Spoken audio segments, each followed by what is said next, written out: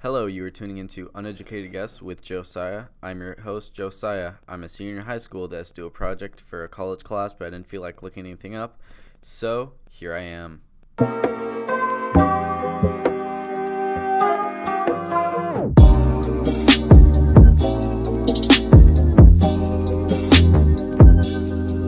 If you are just now tuning into this podcast, this is the second episode in a three-part mini-series called, this episode's called "Could Animals Take Over the World?" with a question mark, obviously, because it's a question, and we are going to find these answers. The first episode should have been uploaded right before this one on a Tuesday. This is Friday's episode. Have been called Shapeshifters/Animorphs. And the third episode will be Egyptian gods and their cats. I know it's kind of a goofy, but all three of these episodes are basically related to animals in a way that are animal-esque, I should say. Last one was Shapeshifters/Animorphs, which Animorphs are beings that can take the shape of animals, I guess. I haven't done the research. I'm recording all first parts of these where I'm very uneducated on the same day, hopefully, if I can get that done in time. So I'm hoping these are all going to produce well. But I made a little Venn diagram right before recording this because, it's not really a Venn diagram. It's more of a T chart with like 8 T's because I'm very indecisive. And I kind of basically made branching off sections because for Could Animals Take Over the World, I started with a yes section and a no section, and then I ended up getting into fantasy, and then I also added humans. So could animals take over the world? The first one is for yes. It's hive mind, which is like bees and different animals like that sort of collectively have the same thoughts, but that's mostly for insects, I believe. So it's not really a leg up, but for insects it is, because if a lot of different animals have that, like I think prairie dogs have different communication abilities where they can all alert if like a predator's coming. So, birds also do alert if you're like hunting or something and like you hear birds start cawing and then silence. I think it's like a warning sign to other animals to like hide or something. Then my first one for no is small brains, which that's just basically a cliff note for what I actually meant. Which small brains, I mean, some generally do just have very tiny brains, but they also, not many animals have even if they do have larger brains, they don't have the thinking capacity that most capable humans have basically achieved over so many millennia. Because we're a race. Actually, I've got two things technically. I didn't put the second one down. I didn't put the second one down. Humans' ability to use tools, because we do have opposable thumbs. That would be the reason we can use tools. And that one thing is no, animals couldn't take over the world because they don't have any thumbs. And then I put that also in yes, because except primates, because they do have thumbs. And then I got into my fantasy category, which is Planet of the Apes, because we've all, not everyone, geez, I'm getting old. A lot of people have seen Planet of the Apes and what they do. They ended up taking over the world because they were enslaved by humankind. There's several different variations. One of them, they were test subjects. The original, however, which is a very good one, they landed, I can't remember, they were on space travel, and I think they either landed on a foreign planet or Earth like a few thousand years after they were supposed to, and it turns out the primates took over, and like the Statue of Liberty was blown up. I'm pretty sure they just landed on Earth like a long time after they should have. But basically, plant apes took over at one point or another, and they became able to speak and stuff like that, which is not actually far off, because primates currently can use sign language and like use tools and stuff like that, because we're basically teaching primates how to take us over, basically, because humans are kind of dumb and empathetic, which I don't necessarily agree with. Empathy is one of our biggest downfalls. But another category for yes is vast numbers. And I mean this literally. Animals outnumber us by billions, and so do insects and stuff like that that can kill us. Snakes, reptiles, all that stuff I'm counting as animals. We are nothing like but a blip. The animals controlled the earth before us, like dinosaurs and stuff like that. Yeah, they got wiped out, but barely, because if you watch my other episode prior to this, I went on about my hollow earth theory, because I did go on about dinosaurs, and I do believe that there is a possibility that dinosaurs still basically, excuse me, I believe dinosaurs could have survived the quote-unquote end times for them, and I believe there is a chance that there could be a hollow earth. But that's just my thing. So vast numbers, they do have vast numbers. Like, this is going to sound ridiculous, but there was this post, right? And it was basically the number of kangaroos in Australia. I think it was if you basically put all the kangaroos in Australia and like the kangaroos wanted to invade Ohio, I believe it would have for every person in Ohio, each person would have to fight off 5 kangaroos. And I thought that was ridiculous, but it does prove my theory that animals do outnumber, because that's just kangaroos. It's just one species of crap. I have no idea what a kangaroo is. I really want to say something dumb, but I know that's not what it is. Marsupial. Is it a marsupial? No, marsupials is like koala bear. What the heck's a marsupial? I'm gonna have to look all this up later now. Crap, why did I mention that? But another one I put no was bickering for power. Because think about it, if you've got like the elephants and the rhinos and the kangaroos, and they're all like the main villain, not necessarily villains, they're the main superpowers of the animal kingdom, like lions and stuff like that, they're going to be bickering for power over like what animal decides like which territories and who controls what. And like, because if they somehow get superhuman intelligence like Planet of the Apes, that happened also. But even the lesser apes knew their places, because it's kind of like horkers, or seals I should say, not horkers, because horkers are made up, seals are real. The biggest seal is always in charge, but why isn't the smartest seal? But then again, you would have animals becoming humanistic with their ways of trickery and stuff like that. And I also put bickering for power is why humans will never be able to take over the world for longer than that. Well, I mean, for the reason animals could take over the world, basically, in this sense, since we already, quote-unquote, sort of have the world. Because we are always bickering for power. I wouldn't be surprised if animals decided, you know what, these guys are kind of dumb. We should, just take over the world. Because what are they going to do about it? Argue over who fires the first missile? Exactly. Because humans are always just arguing and causing each other on wars. We're never trying to advance in society enough. We're just trying to outlast the other one or build bigger missiles than the other country. And it's always just an arms race. It's never a cooperative, beneficial help for other people. And it's kind of ridiculous, but that's just how the human race is and how it always will be. I doubt that will ever change.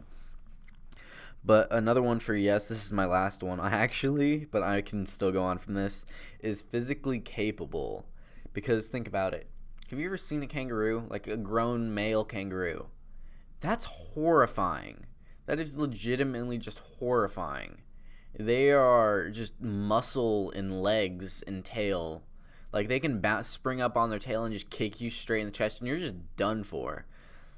And, like, giraffes are scary, too. I love giraffes, and I got my love of giraffes from this girl named Roxy, who I'm very good friends with. She's studying to be a doctor, and I'm very proud of her. Well, she's actually going to pharmaceutical business, I think. But she's super nice, and she's smart. I'm proud of her. but that's not the point. She'd always loved giraffes. But giraffes, like, swing their heads, right? And, like, you're just done for at that point. Like, you've seen, like, a giraffe's neck. That neck is so strong. So think about the force of a headbutt from a giraffe, or, like, I'm going to call it a giraffe roundhouse neck. Because it's not a roundhouse kick, because it's its neck, so it's going to be a roundhouse neck. Think about that. You're just instantly, boom, you get thrown back. Like me, I'm 110 pounds. I am 5'4". I'm getting thrown through a wall at this point by a giraffe. But then again, you got to think about, like, horse kick, right? Horses also have really strong legs. Like, they can just knock someone out straight, quick. Like, you're done for, too. Then you got to think about elephants. Elephants can stomp on you. Elephants can rear their tusks through you. And then alligators, I think, have the strongest bite in the animal kingdom. And Komodo dragons are really cool. I enjoy Komodo dragons. They're very interesting to me. I think they're not venomous. They're just dirty. It sounds really weird to say that, but it's true. Their mouths have so much bacteria that it's like poison if they bite you or something like that. I'll look that up too. I'll also look up, like, strongest animals like kangaroos and, like, alligators bites and stuff, or crocodiles. They're basically the same thing. I think alligators are the more OG ones though. But I just think that's really interesting that animals do have the capability to take over the world, but if they would also have the same problems if they ended up getting human intelligence.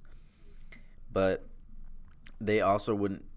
It's just really hard. It's like kind of a coin toss up. Like, there's a lot more in yes, but the ones that are in no are just slightly, like, just larger problems, like not having thumbs, so they can't use tools, which means they wouldn't be able to advance, except primates. So actually, I think primates would be the human version of us in the animal kingdom, and they would, like, lead everyone because they can, like, we can open doors. We got you guys beat, so you've got to follow us, right? I think it's more of that scenario, because primates can also use guns, as we've seen in Planet of the Apes. These are all just really interesting. And think about it. From my last episode, Animorphs and Shapeshifters, Animorphs are technically animals. So if alien Animorphs decided, you know what, these humans don't really deserve a place on here, we're going to join the animals and teach them how to do cool things and kill everyone. Who are we to stop them? Like, we couldn't. Like, aliens are just kind of always going to be, like, an enigma and overpower. Like, I watched Captive State. Those are basically animals, the roaches, and they're also really cool. But we did finally beat them. But if they had just decided to wipe everyone out, we wouldn't have a choice to do anything about it, because our guns are, like, I think it was, what movie was that? I can't think. No, not Doomsday. Independence Day, there we go. Our guns were like BB guns to them. They're like, ding, ding, ding, and just killed everyone. They could have, but there's always some Armageddon, which I don't think would happen. Humans aren't smart enough to use their own technology against them, and if animals are just coming at us, then how are we going to defend against them? Because they don't have no technology.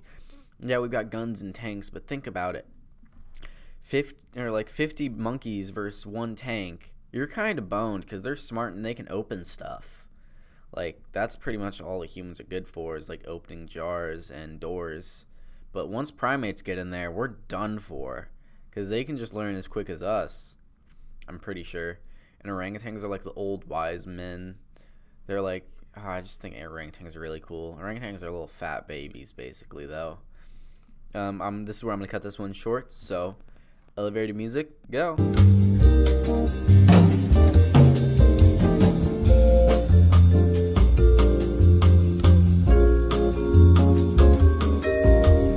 Hey guys, I'm back after doing research on could animals take over the world, and the way I used it, I basically went over intelligent animals, animals with thumbs, strong animals, like resilient animals. I go over the emu wars, which is actually really interesting to me, and I do end up going how strong animals are and some of their numbers. So stay tuned, and I hope you guys enjoy this this episode, this research, I guess. So I got these from a site I basically just copied the two articles that I don't understand because I'm not really a science man, but I'm going to read it anyway and act like I know what I'm talking about. We used principal components and factor analysis PCA/FA to examine interrelations between variables. We conducted PCA and FA with and without diet and group size measures because, depending on perspective sources of selection for intelligence, the inclusion of diet and group size measures with our 5 measures of behavioral flexibility, allowing us to examine the pattern of covariation of the 8 measures and to investigate whether the behavior flexibility measures clustered together more strongly with each other than with the socio-ecological variables, where we addressed evolutionary questions. We corrected for phylogeny using independent contrast implemented with the computer program comparative analysis by independent contrast. Other potential co-founding variables considered included brain volume, body size, group size, research effort, and correlated error in research effort. And data were also reanalyzed without the great apes and at the Guinness level, see S3 and electronic supplementary material, since data were not available for all species for all variables. Analysis different in sample size depending on data availability. All statistical tests were two-tailed with A equals 0.05. A PCA of cognitive measures alone, including research effort, corrected measures of innovation, social learning tool use, extractive foraging, and tactical deception in all 62 primate species for which full data were available, revealed a single dominant component, henceforth referred to as primate GS1, which explained over 65% of the variance in cognitive measures, Table 1, which I don't have because this is obviously audio. The S subscript denotates that primate G is an across-species construct. Loadings for all measures were positive and ranged from 0.74 for tactical deception to 0.88 for tool use. A second 8-variable PCA that also incorporated 3 socio-ecological variables, diet breadth, percentage, fruit and diet, and group size, generated a major component, henceforth GS2. That explained 47% of the variance. Age and value equals 3.77, significantly higher than all other components, on which the 5 original measures, and to a lesser extent, diet breadth, loaded significantly, and which covaried strongly with GS1. R equals 0.95, P less than 0.0001. The 8-variable PCA also extracted a second component on which diet breadth, percentage, fruit, and dieting, and group size loaded, the result of the 8th variable PCA, thus supporting the interpretation of the primary component as a general cognitive measure. All 10 pairwise correlations between the 5 cognitive measures were strongly significant. In other letters I'm not going to read. There was no significant correlation between the diet breadth and innovation rate, suggesting that innovation rate is not simply an index of diet breadth. FAs gave equivalent results to the PCA's electronic supplementary material table. And so that's all the science stuff I'm probably going to get into today. Just shook the entire table trying to move. Now I'm going to get into the entire emu wars, basically, which I'm actually really, I enjoy them a lot. So the farmers relayed their concerns to the government, which called upon a deputation of ex-soldiers from the First World War, who requested the use of machine guns to fight off the emus. The ensuing emu war has been summarized thusly by ornithologist D.L. Cerventi. The machine gunners' dreams of point-blank fire into serried masses of emus were soon dissipated. The emu command had evidently ordered guerrilla tactics, and its unwieldy army soon split up into innumerable small units that made use of the military equipment uneconomical. A crestfallen field force therefore withdrew from the combat area after about a month. After World War I, the Australian government had difficulty finding employment for soldiers who returned home. Their solution was to offer money and land in the country's barren west to more than 5,000 veterans. With the promise of subsidies from the government, the new farmers began growing wheat. Australia was already struggling through drought and the Great Depression. Life was even harder for Western farmers. They faced a horde of 20,000 emus. The giant birds, originally in Central Australia, moved west searching for water and stumbled on one of their favorite foods, Wheat. The emus devastated wheat crops and tore down fences. Unable to defeat the marauding birds, the farmers traveled to Canberra to demand assistance.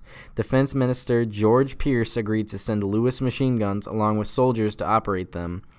Armed with machine guns and 10,000 rounds of ammunition, a small group of soldiers descended on the emus. It did not go well.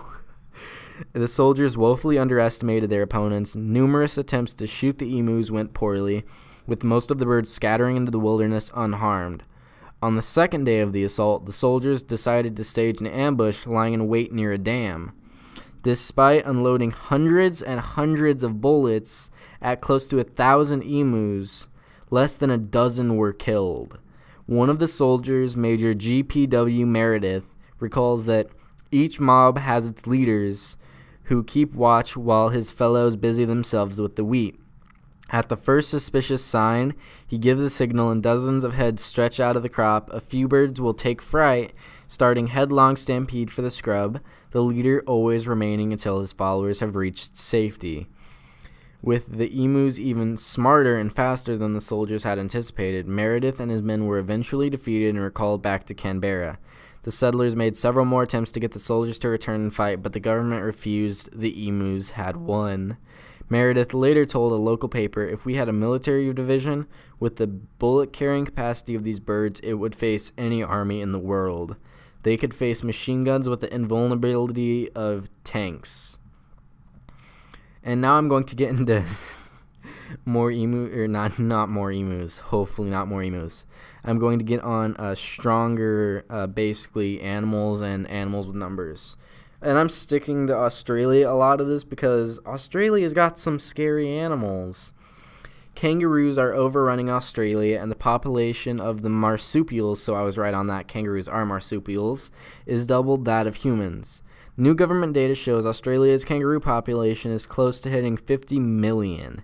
In 2016, there were almost 45 million kangaroos in Australia compared to about 27 million in 2010. So, in the strongest animals, I'm going from the 3 to 2 and 1. So 10, 9, 8, 2, 1. Grizzly bear. When it comes to pure strength, the grizzly bear can lift over 500 kilograms, 0.8 times its body weight. Anaconda. An anaconda snake can squeeze something the same as its own 250 kilogram body weight to death. Elephant in brute strength. Elephants are the strongest mammals and the strongest land animals. African elephants can weigh up to 6,350 kilograms, and they can carry up to 9,000 kilograms, the weight of 130 adult humans. Rhinoceros beetle. This is number 2, by the way. I know, right? They're beetles. Rhinoceros beetles can lift something 850 times their own weight. To put this into perspective, if a human had the strength of the rhinoceros beetle, it would be able to lift a 65-ton object. If the mighty elephant had equal strength to the rhinoceros beetle, it would be able to carry 850 elephants on its back. So the number 1 spot is actually a dung beetle. A dung beetle is not only the world's strongest insect, but also the strongest animal on the planet compared to body weight. They can pull 1,141 times their own body weight. This is the equivalent of an average person pulling 6 double-decker buses full of people. Now that's strong. So I've got one more episode in this 3-part miniseries called Egyptian Gods and Their Cats, and I hope you will enjoy it because I have not done research for it yet, because I've been kind of slacking. But I got this information from Atlas Obscura, National Geographic, News.com, and OneKindPlanet.org, and the links will be in the YouTube description. So have a good day or night whenever you're listening to this. I will see you guys on the next episode 16 of my series.